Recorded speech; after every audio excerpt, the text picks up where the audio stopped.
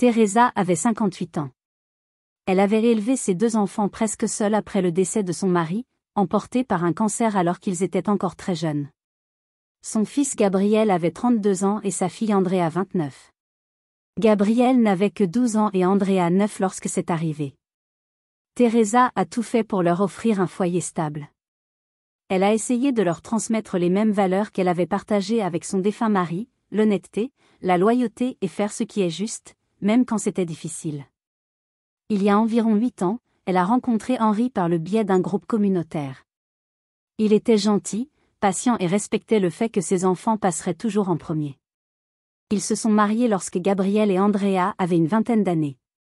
Henri n'a jamais cherché à remplacer leur père, mais est devenu une présence forte et un soutien dans leur vie. Mais le problème qui a tout changé a commencé il y a 5 ans. À cette époque, Gabriel était marié à Lucie, 30 ans, depuis 3 ans. Teresa avait toujours eu une bonne relation avec Lucie. Lucie avait grandi en famille d'accueil et n'avait jamais eu de famille stable. Lorsqu'elle a épousé Gabriel, elle a commencé à appeler Teresa « maman » presque immédiatement. Cela l'a profondément touchée et elle a accueilli Lucie comme faisant partie de la famille. Il y a 5 ans, Lucie est venue chez Teresa un mardi matin. Teresa s'en souvenait parce qu'elle venait de finir de jardiner et s'apprêtait à préparer le déjeuner. Lucie avait l'air épuisée, comme si elle n'avait pas dormi. Elle était enceinte de 6 mois du premier petit enfant de Teresa à l'époque. Elle a montré à Teresa une série de messages sur son téléphone. Des messages entre Gabriel et une femme avec qui il travaillait. Les messages montraient clairement qu'ils avaient une liaison depuis plusieurs mois. Teresa est restée assise avec Lucie à la table de la cuisine pendant des heures ce jour-là. Lucie a pleuré jusqu'à n'avoir plus de larmes. Teresa lui a préparé du thé et lui a tenu la main. Elle lui a dit que quoi qu'elle décide de faire, elle la soutiendrait. Le lendemain, Gabriel a appelé. Il lui a dit que Lucie l'avait confronté et qu'il avait avoué l'affaire. Il a demandé s'il pouvait rester chez elle quelques jours le temps que les choses se calment. Quand il est arrivé, Teresa l'a laissé entrer, mais elle a clairement indiqué qu'elle n'allait pas faire comme si tout allait bien. Elle a demandé pourquoi il risquerait son mariage et blesserait Lucie de la sorte, surtout quand elle portait son enfant. Gabriel est devenu défensif. Il a dit que les choses n'allaient pas bien avec Lucie depuis un moment, qu'elle était toujours occupée par sa grossesse et son travail d'infirmière et qu'il se sentait négligé. Teresa lui a dit qu'elle était profondément déçue. Elle lui a rappelé que son père avait été fidèle pendant 20 ans de mariage, à travers les bons et les mauvais moments. C'est là que Gabriel a élevé la voix. Il a dit qu'elle devrait être de son côté parce qu'elle était sa mère, pas celle de Lucie. Teresa lui a calmement dit qu'être sa mère ne signifiait pas qu'elle le soutiendrait quand il avait clairement tort. Andrea est venue plus tard dans la soirée. Elle a pris Teresa à part et lui a dit qu'elle était d'accord que Gabriel avait tort, mais qu'elle ne devrait peut-être pas prendre parti trop ouvertement pour que la famille puisse rester en paix. Teresa a compris ce qu'elle voulait dire, mais ne pouvait se résoudre à rester neutre sur quelque chose qui allait à l'encontre de tout ce en quoi elle croyait. Gabriel est parti cette nuit-là. Il est allé rester chez un ami. Au cours des mois suivants, Teresa ne l'a vu que pendant les audiences de divorce.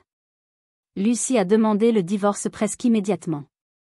Teresa a laissé plusieurs messages à Gabriel, disant qu'elle était prête à parler quand il le serait, mais il n'a jamais répondu. Lucie a continué à lui rendre visite régulièrement. Elle apportait des fleurs du marché ou des biscuits qu'elle avait faits.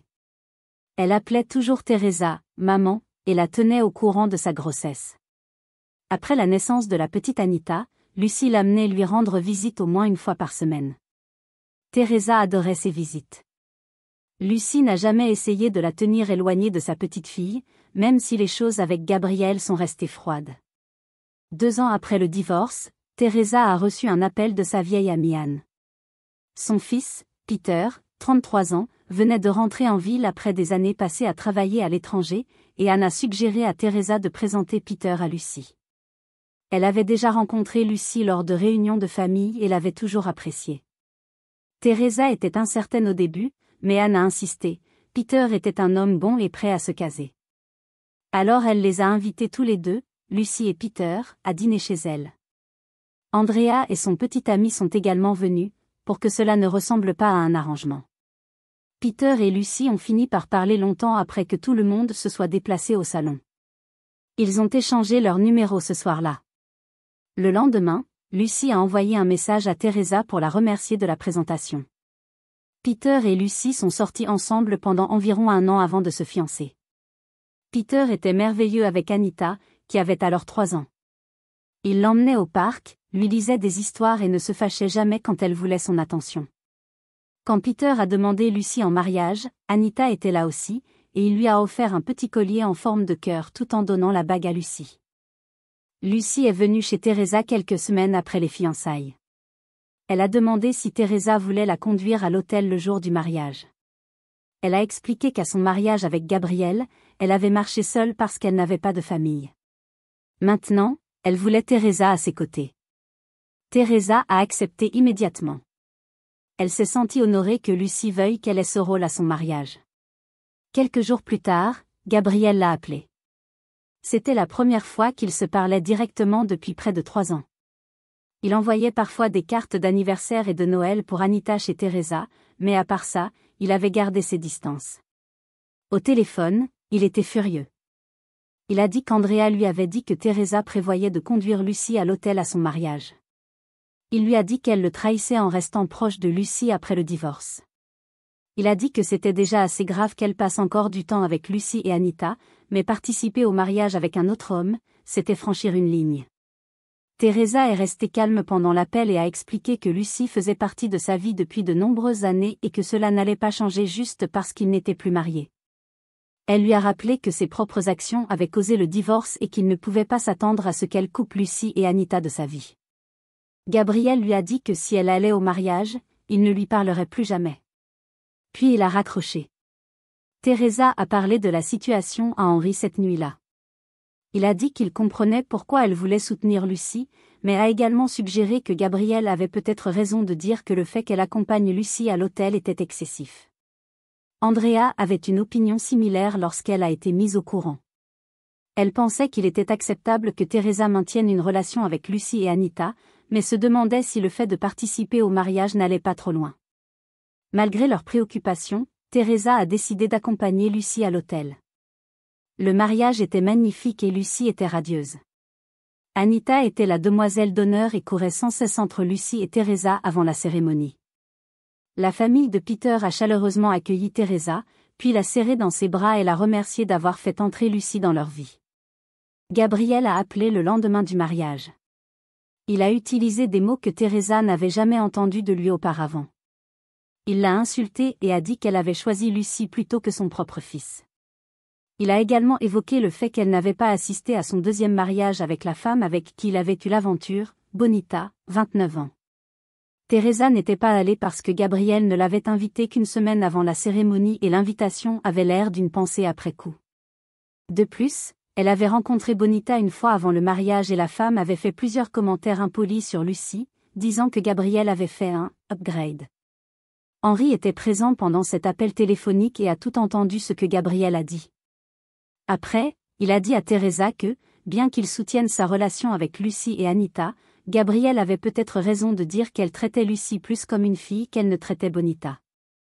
Andrea a appelé plus tard dans la journée et a pleinement soutenu le choix de Teresa d'assister au mariage. Cette nuit-là, Teresa a commencé à se demander si elle avait fait le bon choix.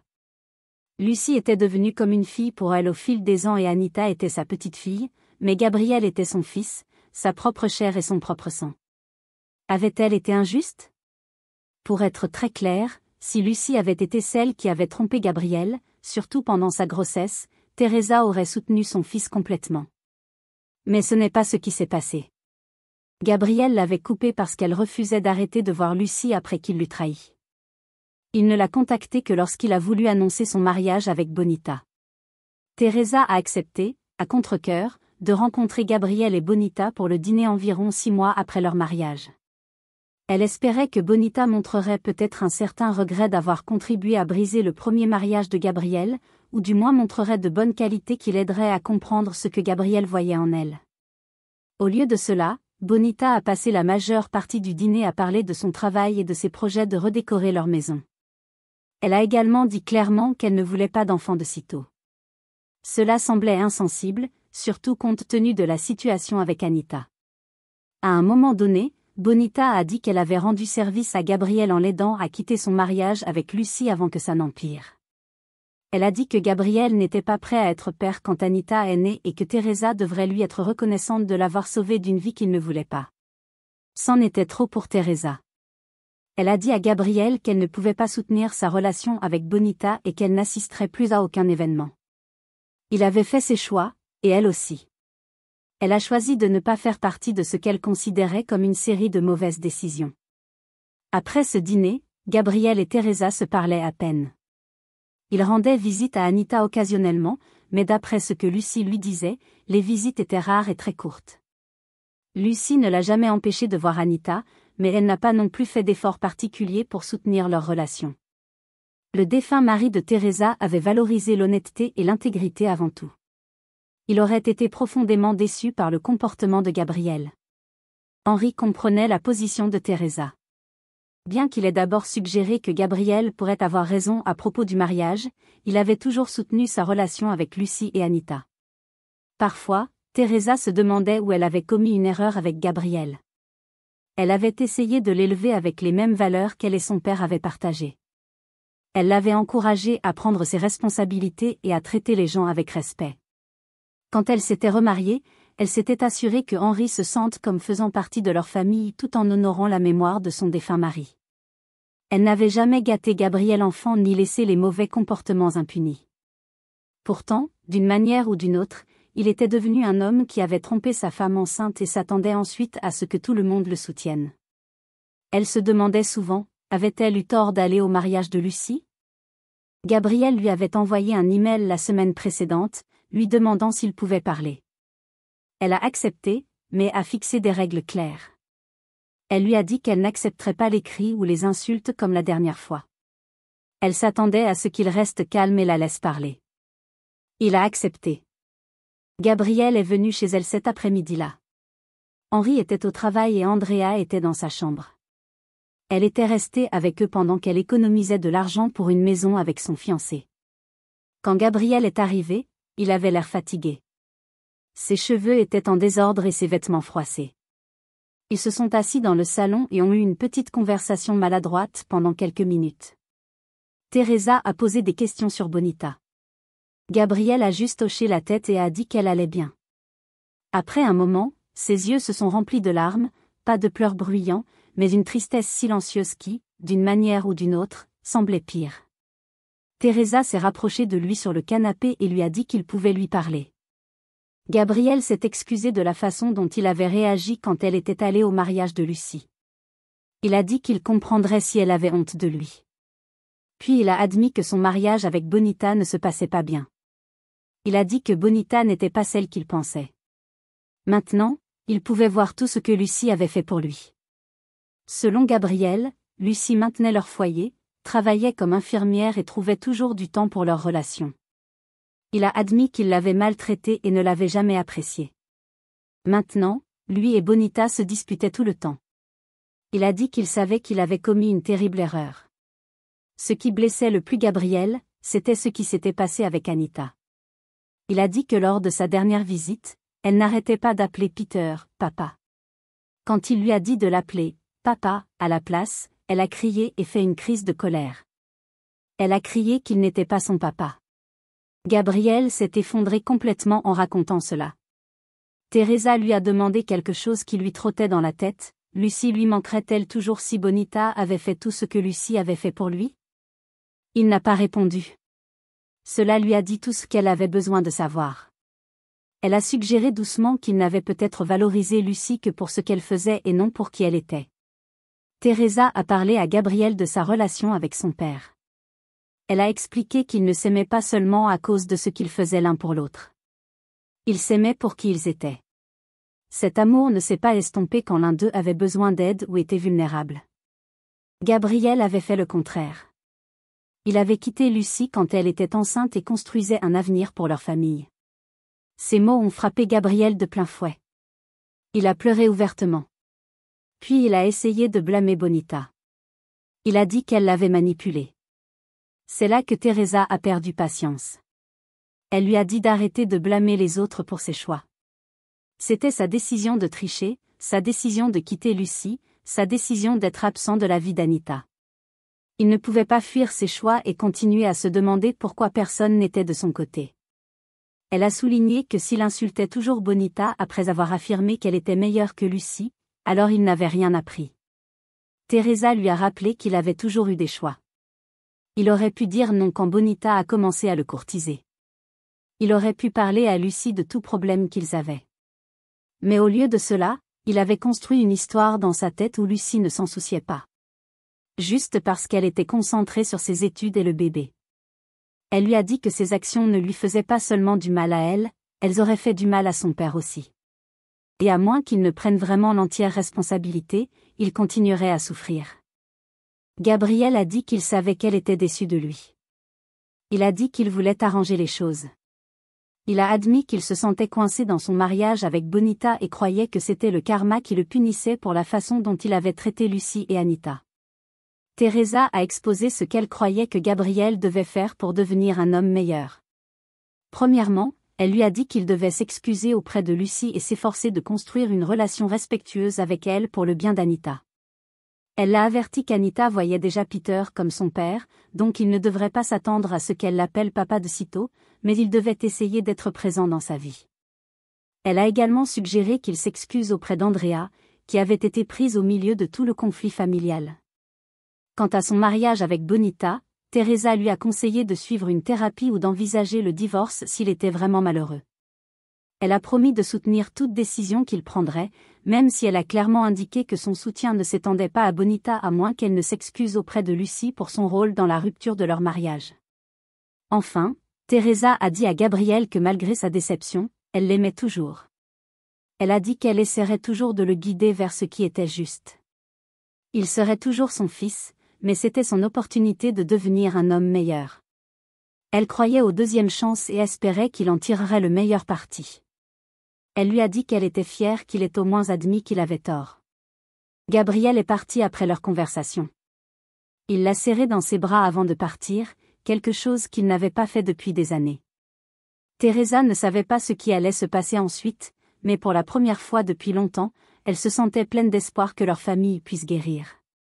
Cela faisait 1 mois depuis sa conversation avec Gabriel, et Andrea a déménagé la semaine dernière. Elle et son fiancé avaient trouvé un endroit qu'ils pouvaient se permettre. Teresa était heureuse pour eux, mais la maison semblait un peu vide sans elle. Elle et Henri s'habituaient à nouveau à avoir l'endroit pour eux seuls. En parlant d'Henri, Teresa a finalement discuté avec lui à quel point son défunt mari lui manquait encore. Un commentateur avait suggéré qu'elle s'accrochait peut-être trop à sa mémoire, ce qui lui a fait réaliser qu'elle n'avait jamais vraiment eu une conversation ouverte avec Henri à ce sujet. Un soir, après le dîner, ils ont parlé. Henri l'a surprise par sa compréhension. Il lui a dit qu'il lui arrivait aussi de regretter sa première femme, décédée d'un AVC avant qu'ils ne se rencontrent. Il gardait toujours une photo d'elle dans son portefeuille. Teresa n'avait jamais été dérangée par cela. Tout comme Henri n'avait jamais été dérangé par les photos de son défunt mari qui était dans la maison. Il a dit que la douleur de perdre un conjoint était quelque chose que seuls ceux qui l'avaient vécu pouvaient vraiment comprendre. Il ne se sentait pas blessé quand elle parlait de son défunt mari. Au lieu de cela, il y voyait un moyen d'honorer une partie importante de sa vie et le père de ses enfants. Après cette conversation, Teresa s'est retrouvée à aimer encore plus Henri pour sa gentillesse et sa sagesse. Lucie et Peter allaient bien. Lucie l'avait appelé la veille avec une nouvelle excitante, ils attendaient un bébé. Elle était enceinte d'environ 5 mois et rayonnait de bonheur. Peter avait déjà commencé à lire tous les livres sur la parentalité qu'il pouvait trouver. Anita était excitée à l'idée de devenir une grande sœur. Lucie a demandé à Teresa si elle voulait être la marraine du bébé. Teresa a été touchée par la demande et n'avait pas encore donné sa réponse. Elle se sentait honorée, mais elle réfléchissait toujours attentivement à ce que cela signifierait, surtout compte tenu de la situation avec Gabriel. Quant à Gabriel, il avait fait des changements importants. Il y a 2 semaines, il a dit à Teresa que lui et Bonita s'étaient séparés. Il n'a pas partagé tous les détails, mais il a dit qu'ils avaient des différences profondes qu'ils ne pouvaient pas résoudre. Gabriel avait également commencé à consulter un thérapeute, ce que Teresa a pleinement soutenu. Il n'avait jamais été quelqu'un qui parlait ouvertement de ses sentiments, c'était donc un grand pas pour lui. Sa relation avec Anita était encore difficile. Le week-end dernier, Teresa a invité Gabriel et Anita chez elle. Elle a servi de tampon entre eux, ce qui a semblé aider. Ils ont joué à des jeux de société dans le salon. Lucie était toujours prudente avec Gabriel. Elle ne s'éloignait pas et ne se fâchait pas quand il essayait de lui parler. Ce n'était pas parfait, mais c'était un progrès. Gabriel a ensuite dit à Teresa qu'il avait parlé à Lucie de modifier l'arrangement de la garde pour pouvoir voir Anita plus souvent. Lucie avait refusé. Elle a dit qu'elle ne pouvait pas lui faire confiance à cause de son manque de fiabilité au fil des ans. C'était difficile à entendre pour Gabriel. Teresa lui a rappelé que la confiance prend du temps à se reconstruire. Elle lui a dit de ne pas abandonner d'être un père. Il devrait prouver par des actions cohérentes qu'il était vraiment déterminé à être présent dans la vie d'Anita. Teresa avait commencé à remarquer des changements positifs dans l'attitude de Gabriel. Il n'était plus aussi défensif. Il était plus ouvert à admettre ses erreurs. Il avait cessé de blâmer Bonita pour tout et se concentrait plutôt sur ce qu'il pouvait contrôler, son propre comportement et ses choix. Teresa croyait qu'il essayait vraiment de devenir une meilleure personne. Et pour la première fois depuis des années, elle se sentait prudemment optimiste quant à son avenir. Après 3 mois, Gabriel a finalisé son divorce avec Bonita le mois dernier. Le processus a été étonnamment calme d'après ce que Teresa avait entendu. Il n'avait pas d'enfants et très peu d'actifs partagés, ce qui a simplifié les choses. Gabriel avait déménagé dans un petit appartement plus près de l'endroit où vivaient Lucie et Peter. Cela lui a permis de rendre visite à Anita plus facilement. En parlant d'Anita, il y avait eu une réelle amélioration dans sa relation avec Gabriel. Ils avaient établi une routine où il l'emmenait au parc tous les samedis matins. La semaine dernière, il a assisté à sa pièce de théâtre de maternelle, où elle jouait un arbre. Ce n'était pas un rôle parlant, mais Gabriel lui a apporté des fleurs après et a dit à Teresa à quel point il était fier. Lucie a autorisé les visites mais a quand même maintenu des limites claires. Elle ne laissait pas encore Gabriel seul avec Anita, mais elle ne ressentait plus le besoin de superviser chaque interaction elle-même. Peter déposait souvent Anita au parc et la récupérait après, et lui et Gabriel avaient développé une relation civile, bien que distante. Gabriel a continué sa thérapie et avait récemment rejoint un groupe de soutien masculin axé sur la responsabilité personnelle. Il a dit à Teresa qu'il parlait de choses comme la maturité émotionnelle et la construction de relations saines. Le Gabriel qu'elle voyait maintenant était très différent de l'homme en colère et défensif qui lui avait crié dessus après le mariage de Lucie. Il était plus réfléchi maintenant, parlait plus lentement et semblait réfléchir avant de parler. Le mois dernier, Gabriel a fait quelque chose qui a vraiment surpris Teresa. Il s'est excusé auprès de Lucie. Il lui a demandé de le rencontrer pour un café. Lucie était incertaine au début, mais elle a accepté tant qu'ils se rencontraient dans un lieu public. Plus tard, Gabriel a dit à Teresa qu'il avait préparé tout un discours, mais qu'au moment venu, il avait tout oublié. Au lieu de cela, il a simplement admis la douleur qu'il avait causée et a dit à Lucie qu'il voulait passer le reste de sa vie à être un meilleur père pour Anita. Il n'a pas demandé pardon ni essayé d'expliquer quoi que ce soit. Il voulait seulement qu'elle sache qu'il comprenait à quel point il l'avait blessée. Lucie a raconté la rencontre à Teresa après coup. Elle a dit qu'elle appréciait les excuses de Gabriel, mais a clairement indiqué qu'elle n'était prête qu'à coparenter avec lui. Ils ne seraient jamais amis. Trop de dégâts avaient déjà été faits. Gabriel a accepté cela sans discuter, ce qui, selon Lucie, était la partie la plus surprenante de leur conversation. Quant à Lucie et Peter, ils avaient découvert qu'ils allaient avoir un garçon. Lucie était enceinte de 5 mois maintenant et avait commencé à travailler sur la chambre de bébé. Anita aidait en plaçant des animaux en peluche autour de la pièce et en leur disant de protéger le bébé. Teresa les rejoignait pour des dîners hebdomadaires et les parents de Peter venaient souvent aussi. Ils avaient accepté Teresa comme un membre de leur famille élargie, quelque chose qu'elle n'avait pas attendu mais qu'elle appréciait vraiment. Elle a finalement décidé d'accepter l'offre de Lucie d'être marraine du bébé. Plus elle y pensait, plus elle réalisait à quel point ces liens étaient spéciaux, ceux que les gens choisissaient de construire et de nourrir, pas seulement ceux dans lesquels ils étaient nés.